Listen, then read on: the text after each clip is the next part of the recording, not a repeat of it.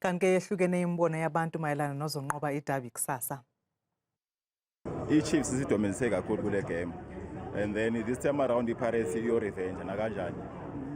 Iscore ngibona ku 2-1. I-Pirates iyadlula lapha.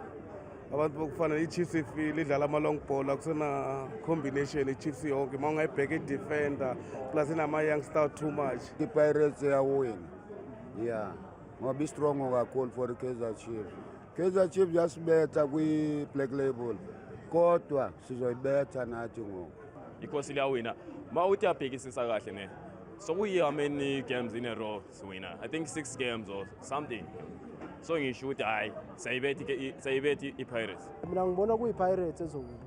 Ngoba i-Chiefs ayikho serious kule season le. Vela ama-fans azoblame uZwane. Kanti uZwane ayakenzanga lutho. Abafuni ukudlala la be-Chiefs.